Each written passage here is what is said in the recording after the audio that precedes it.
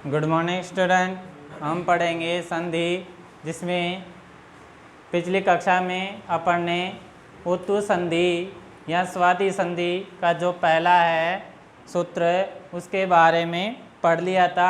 अब पढ़ेंगे इसका दूसरा सूत्र। दूसरा सूत्र है असिच। असिच कहने का अर्थ है विसर्ग से पहले उसमें जो अतरो रूप प्लोते जो था, उसमें यह था कि विसर्ग से पहले ए हो, विसर्ग से पहले ए हो और विसर्ग के बाद में भी ए हो। तो उसमें जो पहला सूत्र था उसके अनुसार ये विसर्ग किस में बदलता था? ऊ में। और ये ए बदलता था, ए और ऊ ये दोनों मिलकर के ओ बनते थे। और जो ये ए था ये अवग्रह ए में बदल जाता था, जो श की तरह दिखाई देता था, यानी कि ओंग। ठीक है।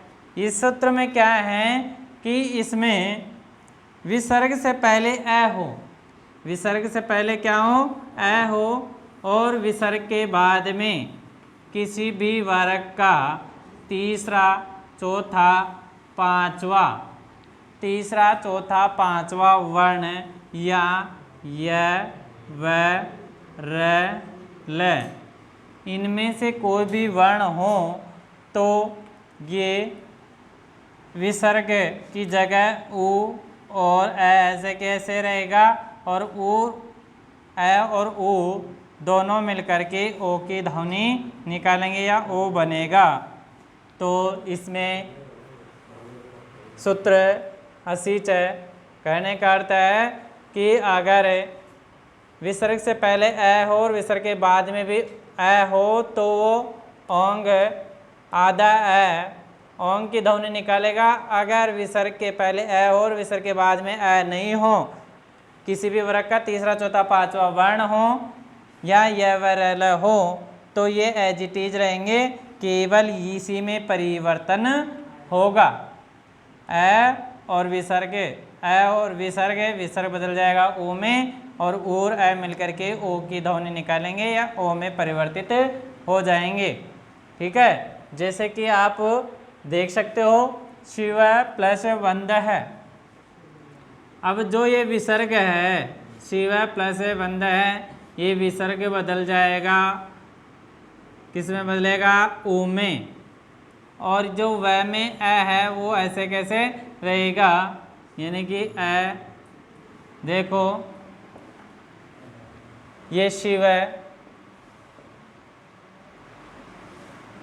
प्लस वंद है। अब सी में व प्लस ए प्लस जो ये विसर्ग है और इस व में व है, फिर बाद में ए है, यानी कि ये ऐसे कैसे रहेगा? वंद है, क्योंकि इसमें ए पहले नहीं है, क्योंकि इसमें व्यंजन व पहले आ रहा है। तो इन दोनों के स्थान पर, विसर्ग के स्थान पर ऊ हो जाएगा और ये प्लस में ए है, ये दोनों मिलकर के ओ की ध्वनि निकालेंगे। और व में आधे व में ओ की ध्वनि मिलेगी या स्वर ओ मिलेगा, तो ये शिवो और वंद ऐसे कैसे आ जाएगा? शिवो वंद है। ठीक है। इसी प्रकार ये सह प्लस द विसर्ग बदल जाएगा ऊ में, स में ए है, एर ऊ दोनों मिलकर के ओ बनेंगे और ये क्या बन जाएगा? यशोदा। क्या बन जाएंगे? यशोदा। क्योंकि यस है, विसर्ग बदल गया ऊ में। अब विसर्ग से पहले ए है, लेकिन विसर्ग के बाद में ए नहीं है, इस वजह से ये अवग्रह ए में बदलेगा नहीं। और ये इसका जो कार्य है वो उत्व संधि होने की वजह से ये अब इसमें ये जो विसर्ग है, विसर्ग ऊ में बदला, एर ऊ बन गया, तो इसे कहेंगे उत्व। लेकिन जो उर ए मिला ओ बना, ये बना है गुण में, यानी कि गुण संधि में। अब ये अवग्रह में नहीं बदला नहीं तो ये अयादि का भी क्या हो जाता, समानार्थी हो जाता।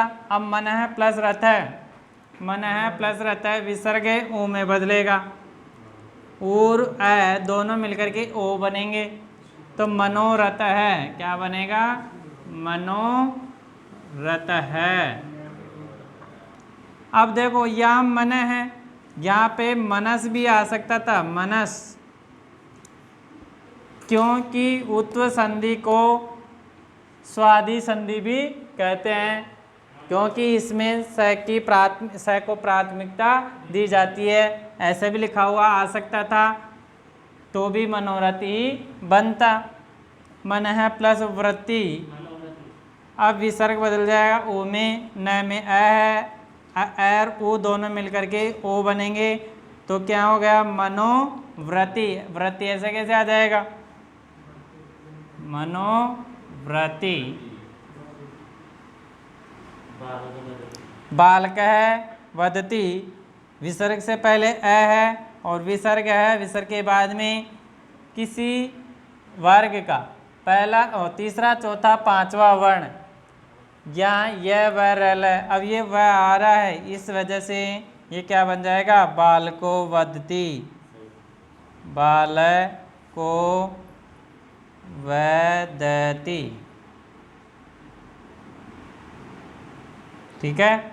अब देखो जो इसमें यह व रल में ये आ रहा है, वह आ रहा है, वह आ रहा है, ये तीसरा वर्ण है, त थ द, यानी कि त वर्ग का तीसरा वर्ण है, इस वजह से ये यशोदा बना है। तो विसर्ग से पहले अ हो और विसर्ग के बाद में किसी भी वर्ग का तीसरा चौथा पांचवा वर्ण या यह व रल हो तो उसे कौन सी संधि कहेंगे, उत्व विसर्ग यस्वादी संधि असिच।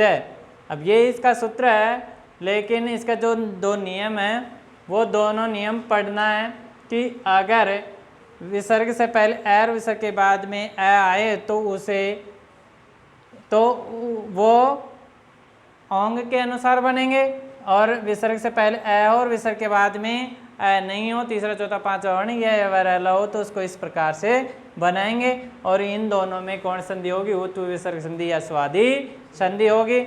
आप इसका स्क्रीनशॉट लेकर के इसको लिख सकते हैं और याद कर सकते हैं। आशा है कि आपको यह समझ में आई होगी। धन्यवाद।